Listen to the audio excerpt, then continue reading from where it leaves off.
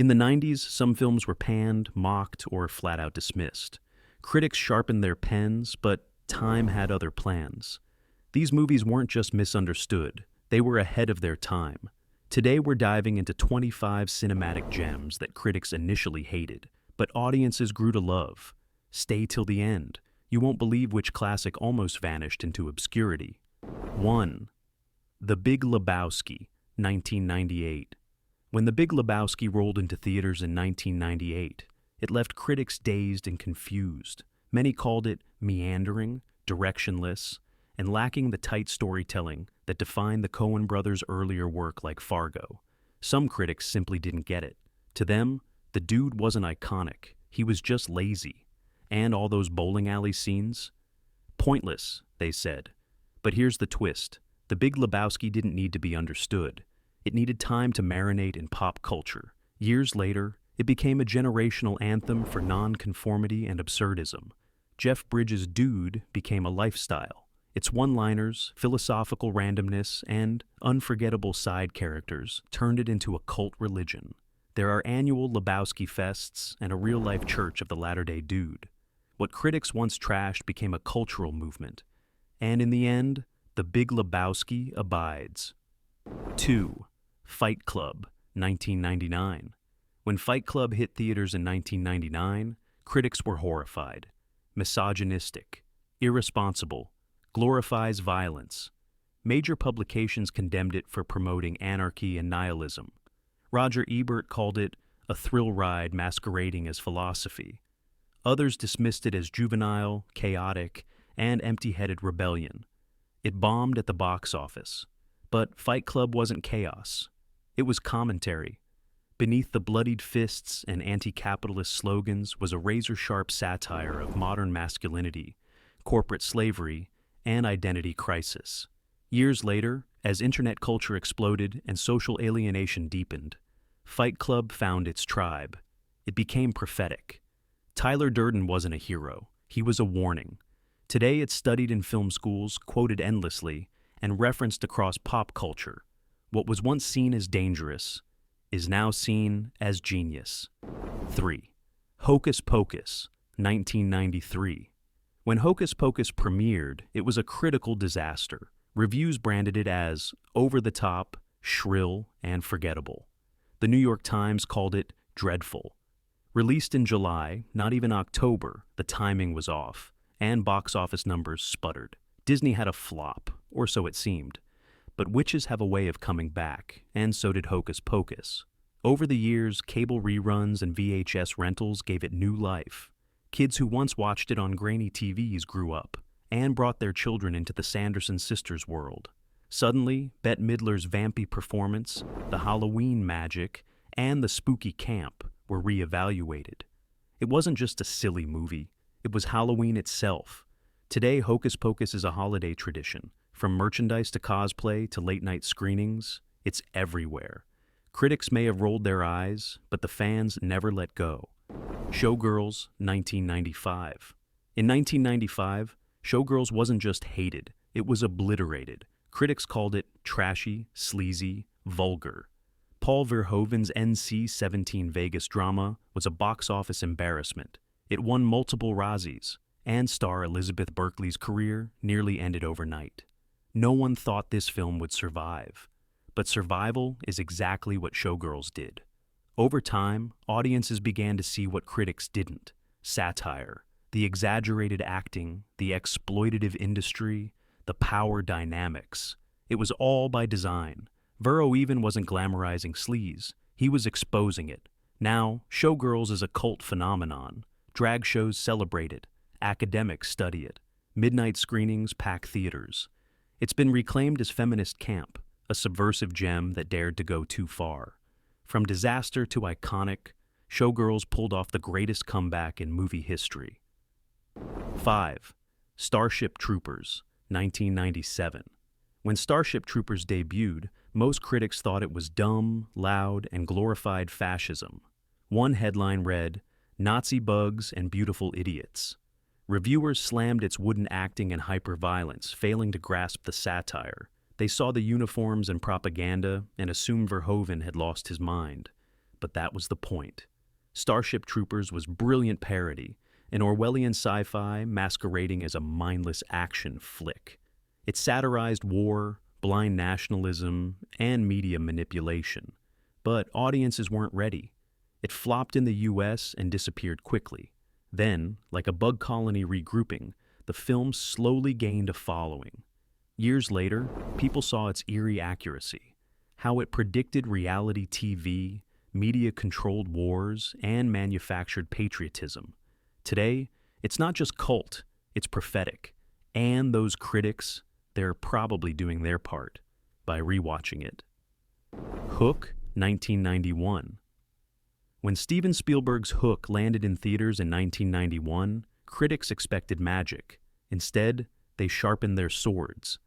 Many accused it of being overstuffed, self-indulgent, and emotionally hollow. Spielberg, the king of cinematic wonder, was suddenly accused of losing his touch. The Washington Post labeled it a tedious bore, and even Robin Williams' performance as a grown-up Peter Pan was dismissed as overly sentimental.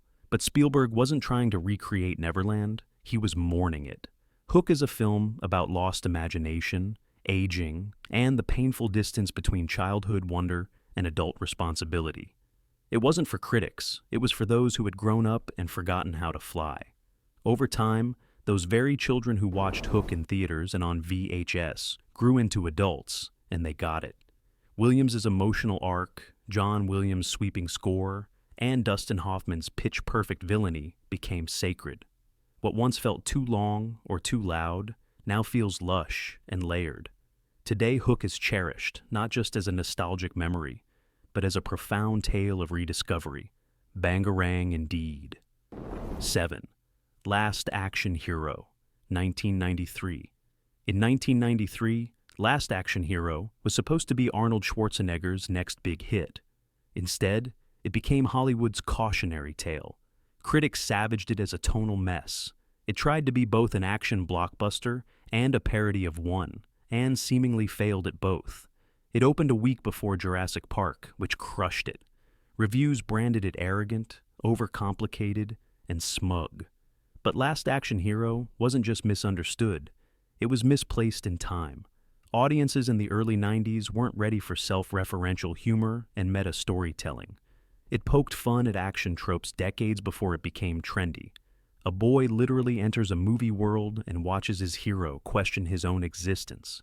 That wasn't lazy writing, it was revolutionary. Today, critics who once mocked the film now marvel at its creativity.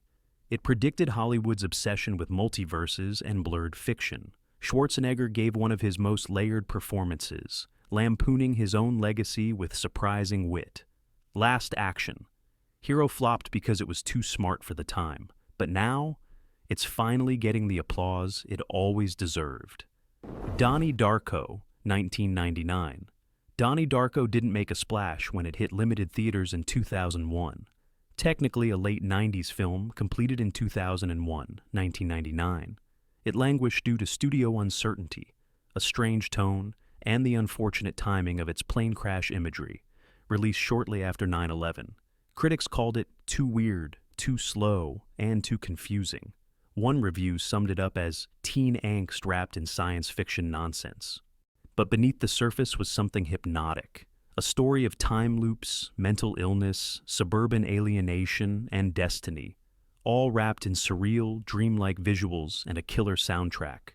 Jake Gyllenhaal's performance was haunting, and Richard Kelly's direction was deeply symbolic. The movie found its legs on DVD. Suddenly, teens and college students everywhere were quoting Frank the Bunny and dissecting its time travel philosophy. Donnie Darko became a midnight movie sensation, a rite of passage for a certain generation. What critics once ignored became sacred. It predicted the postmodern discontent that would define the 2000s. Today, it's one of the most beloved cult films ever made, and one of the most analyzed. 9. The Cable Guy, 1996. By 1996, Jim Carrey was untouchable. Ace Ventura, The Mask, and Dumb and Dumber had made him the king of comedy. So, when The Cable Guy arrived, audiences expected more slapstick brilliance. Instead, they got darkness. Carrie played a clingy, unstable TV installer with stalker tendencies. Critics were shocked. Entertainment Weekly called it mean-spirited, and many fans were downright disturbed. It was his first major flop. But look closer. The Cable Guy was a sharp satire of media obsession, toxic loneliness, and consumer dependence on entertainment. It asked uncomfortable questions about boundaries, mental health, and the television that raised us. Carrie's performance wasn't a misfire. It was fearless. And director Ben Stiller leaned hard into the awkward, paranoid energy that critics failed to appreciate. Years later, the Cable Guy aged like fine, twisted wine. As society grew more isolated, tech-dependent, and irony-obsessed, Carrie's bizarre loner started to feel familiar. What once felt off-putting now feels prophetic. It wasn't what audiences wanted, but it was exactly what they needed. 10. Eyes Wide Shut, 1999. Stanley Kubrick's final film, Eyes Wide Shut, was perhaps the most polarizing release of 1999. The media hyped it as a steamy Nicole Kidman-Tom Cruise sex thriller. Instead, critics got a slow, meditative descent into psychological obsession and sexual disillusionment. Some called it boring. Others thought it was aimless. Many walked out confused and disappointed. But Kubrick never gave audiences what they expected. He gave them what they needed to confront.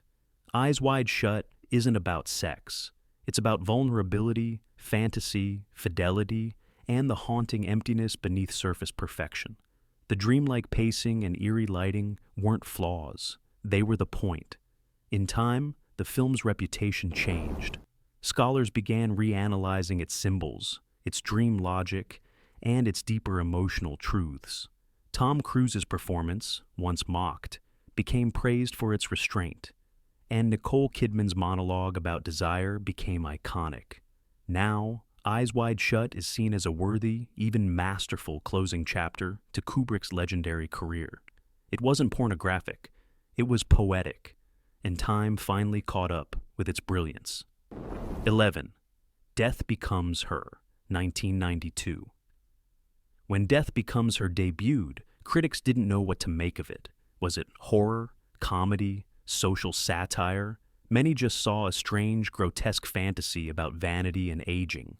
Some dismissed it as too campy, while others said it lacked heart. Even with stars like Meryl Streep, Goldie Hawn, and Bruce Willis, reviews were lukewarm at best. But what critics missed was the film's razor-sharp edge. Beneath the zany tone and special effects was a dark, prescient critique of Hollywood's obsession with eternal youth. It skewered the very industry it was born from. And those groundbreaking visual effects, twisted necks, caved-in chests, were years ahead of their time, winning an Oscar for Best Visual Effects. Over the decades, Death Becomes Her found new life in queer communities, feminist circles, and midnight screenings. Its humor, fashion, and biting wit aged better than its characters. Today it's quoted, memed, and revered. It's not just camp, it's culture.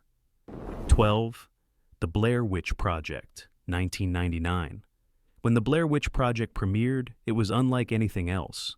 But not all critics were convinced. Some dismissed it as boring, amateur, and overhyped. The shaky camera, improvised dialogue, and no-score tension were too raw for mainstream tastes. A few even accused it of being a scam, but audiences responded viscerally. It was terrifying precisely because it felt real. The film reinvented horror, making the audience fill in the blanks. And with a marketing campaign that blurred the lines between fact and fiction, Blair Witch became a viral phenomenon before viral existed. It made nearly $250 million on a $60,000 budget and inspired a new wave of found footage horror, from Paranormal Activity to Cloverfield. What critics first saw as an experimental gimmick became a landmark in modern fear. Today, it's not just a horror classic, it's a genre revolution. 13. The Craft, 1996. Upon release, The Craft was waved off by most critics as shallow teen melodrama with a witchy aesthetic. Reviewers called it predictable, angsty, and too wrapped in 90s goth fashion to be taken seriously. It didn't help that it was marketed as another teen horror flick, following the post-Scream boom. But teenage girls saw something different, something powerful. Here was a film that took female rage, alienation, and identity seriously. It wasn't just about spells, it was about survival. Racism, bullying, body image, and power dynamics were woven into every scene. Fairuza Balk's unhinged performance and Robin Tunney's quiet resilience were unforgettable. Over time, the craft became a sacred text for misfits and outsiders. It spoke to the fears and fury of adolescence like few films dared to. Today, it's considered a feminist cult classic, with academic essays, cosplay tributes, and even a legacy sequel. Critics saw a phase, fans saw a mirror. 14. Wild Things, 1998. When Wild Things hit theaters, critics labeled it sleazy, exploitative, and trashy. A twisted tale of seduction, betrayal, and murder, with a cast of pretty faces like Neve Campbell, Denise Richards, and Matt Dillon. It looked like softcore scandal dressed up as a thriller. What critics failed to see was just how self-aware the film was. Every double cross, every exaggerated performance, every salacious scene, it was all part of a deliberately over-the-top noir parody. The film knew it was pulp, and it reveled in it. Years later, people began to realize Wild Things wasn't just trashy, it was brilliantly trashy. Its endless plot twists, rewatch value, and audacious tone turned it into a cult classic. It's been studied in film schools and reappraised as a subversive commentary on gender, class, and manipulation. Wild Things didn't pretend to be classy. It dared you to underestimate it. 15. Natural Born Killers, 1994. Natural Born Killers wasn't just hated, it was feared. Critics were split, but many condemned it for glorifying violence. Oliver Stone's hyper-stylized tale of Mickey and Mallory, two lovers turned mass murderers, was called irresponsible, chaotic, and morally bankrupt. The film was banned in several countries, blamed for real-life violence, and cut heavily to avoid an NC-17 rating. But Stone wasn't glorifying killers, he was indicting us. The media frenzy, the bloodthirsty audiences, the way murderers are turned into celebrities, it was all part of his target. The kaleidoscopic editing, fourth wall breaks, and surreal tone weren't a mess. They were calculated madness. In time, Natural Born Killers was reevaluated as one of the boldest media critiques of the 20th century. Quentin Tarantino, who wrote the original story, even distanced himself from it, calling Stone's vision too extreme. But that extremity was the point. Today, it's a cinematic Molotov cocktail, dangerous, dazzling, and disturbingly prophetic. 16. Waterworld, 1995. In 1995, Waterworld made headlines, but not for the right reasons.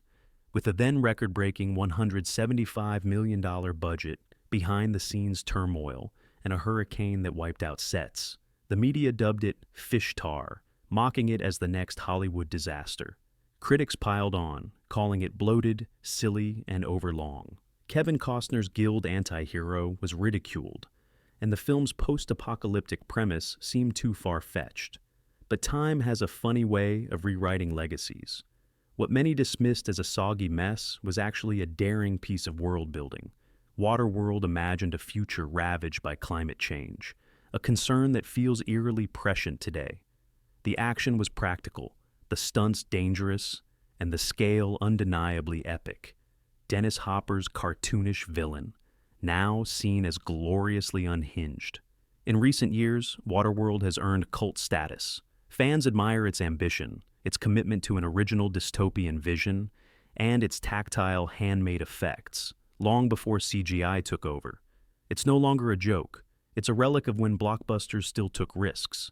The film that critics tried to sink now floats strong on the seas of redemption. 17. The Fifth Element, 1997. When The Fifth Element exploded onto screens in 1997, critics were bewildered. Some found it too cartoonish. Others couldn't reconcile the film's wild fashion, manic energy, and chaotic tone. Even Bruce Willis, in blonde hair and orange tank top, was a hard sell. Many labeled it a sensory overload wrapped in sci-fi nonsense. But Luc Besson wasn't making another Star Trek or Blade Runner. He was building a comic book opera, a cinematic fever dream about love, war, and what makes life worth saving. And as time passed, fans embraced that madness. From Jean-Paul Gaultier's iconic costumes to Gary Oldman's villainous flair to Chris Tucker's unforgettable Ruby Road, The Fifth Element became more than a movie. It became a mood. The visual effects still hold up, and its quirky soul feels more original than most modern sci-fi. Today it's a cult favorite. Critics may have squinted in confusion, but audiences, they saw the element of greatness. 18. Clueless, 1995. When Clueless hit theaters in 1995, not everyone was impressed. Some critics wrote it off as a shallow teen flick with too many likes and too much lip gloss. Rolling Stone called it fashionably vacant. Few expected the film to last beyond its summer box office run. But Amy Heckerling wasn't just writing fluff. She was rewriting Jane Austen's Emma for a new generation. And Alicia Silverstone's Cher Horowitz wasn't just a valley girl. She was a complex, kind-hearted, hilariously self-absorbed heroine with real growth. Over the years, Clueless became a time capsule of 90s youth culture and a sharp satire of class, gender roles, and privilege. Its fashion is legendary, its quotes are immortal, and its emotional depth, especially Cher's coming-of-age journey, quietly resonated. Now, Clueless is considered one of the smartest and most stylish teen comedies ever made. What critics once saw as brainless, audiences now cherish as brilliant. Ugh, as if they'd ever doubt it. 19th Babe, Pig in the City, 1998. Following the success of the original Babe, most expected a sweet, safe sequel. But when Pig in the City arrived, critics were stunned, and not in a good way. This wasn't a gentle farm story. It was dark, bizarre, and surreal. Many accused it of being too scary for children and too strange for adults. The marketing failed to prepare audiences, and box office numbers reflected that. But beneath the confusion lay genius. George Miller, better known for Mad Max, turned Babe's sequel into a bold allegory about cruelty, loss, and urban survival. The city was a dystopian fairy tale land, with animal abuse, orphan dogs, and even near drowning. But Babe himself remained pure, a beacon of compassion in a heartless world. Critics have since re-examined the film, praising its ambition and emotional weight. It's a rare children's movie that doesn't talk down, but rather elevates its audience. Today it's considered a cult masterpiece, and one of the most audacious sequels ever made. Not all fairy tales are soft, some have teeth. 20th Office Space, 1999. When Office Space premiered, no one noticed. Critics barely reviewed it, and it fizzled at the box office. Some who did see it called it slow, aimless, and too niche. Mike Judge's quiet rebellion against corporate life didn't exactly scream Hollywood gold. But while critics yawned, office workers everywhere were quietly nodding. TPS reports, soul-crushing cubicles, malfunctioning printers. This movie got it. Ron Livingston's deadpan performance as Peter Gibbons, Gary Cole's delightfully demonic boss, and Stephen Root's whispering Milton became folk heroes for the 9-to-5 crowd. As it spread through DVDs and late-night cable, Office Space became a generational anthem. People quoted it at work. They built memes around it. It became a workplace rebellion before quiet quitting had a name. Today it's a cultural milestone. The movie that critics dismissed is now required viewing for anyone who's ever survived a fluorescent-lit nightmare. And that's not just a memo. 21st Romeo Juliet, 1996. When Baz Luhrmann unleashed Romeo plus Juliet in 1996, it didn't look or sound like Shakespeare. Critics were aghast. Elizabethan dialogue delivered in fast cuts, neon lights, gunplay, and beach brawls. It felt like a chaotic music video. Some called it Shakespeare for MTV kids, mocking it for style over substance. But that was exactly the point. Luhrmann's radical adaptation wasn't trying to please traditionalists. It was reanimating Shakespeare's language for a new generation. By casting Leonardo DiCaprio and Claire Danes, and blending the sacred text with gritty visuals, the film captured the reckless, hormonal energy of young love and violent tribalism in a way no previous adaptation had. In time, students, teachers, and even scholars came to appreciate it. Suddenly, high schoolers who once feared Shakespeare were quoting Mercutio. The film became a gateway, not a gimmick. Today it stands as one of the boldest literary adaptations ever made. Luhrmann didn't butcher Shakespeare. He brought him screaming into the 20th century. Critics trashed it as juvenile, vulgar, and pointless. It lacked the indie charm of Kevin Smith's Clerks, and many dismissed it as a sophomore slump. Universal buried the film, and its theatrical run came and went with barely a ripple. But while critics ignored it, fans clung to it. Because Mallrats wasn't just about slackers at a mall, it was about belonging. Jason Lee's manic energy, Jay and Silent Bob's cartoonish chaos, and the obsessive comic book dialogue all spoke to a generation of outsiders who hadn't seen themselves on screen before. On VHS and DVD, Mallrats exploded. It became a cult staple, quoted at conventions and cherished in basements across America. It helped define the View Askew-niverse and launched Jason Lee's acting career. Critics thought it was immature. Fans knew it was them. 23rd, Fear and Loathing in Las Vegas, 1998. Terry Gilliam's Fear and Loathing in Las Vegas was always going to be polarizing, but few expected the critical annihilation it received. Reviewers called it incoherent, disgusting, and a visual nightmare. Even fans of Hunter S. Thompson's novel weren't sure what to make of it. Its wild pacing and grotesque imagery were too much for many. But Gilliam wasn't trying to comfort audiences. He was showing the twisted underbelly of the American dream. Through Johnny Depp's drug-fueled narration and Benicio del Toro's feral intensity, we're plunged into a psychedelic hellscape that reflects a nation gone mad. It took time, but the film found its audience: stoners, rebels, artists, and thinkers. Its quotes became mantra. Its visual style became legendary. And Depp's portrayal of Raoul Duke is now hailed as one of his best.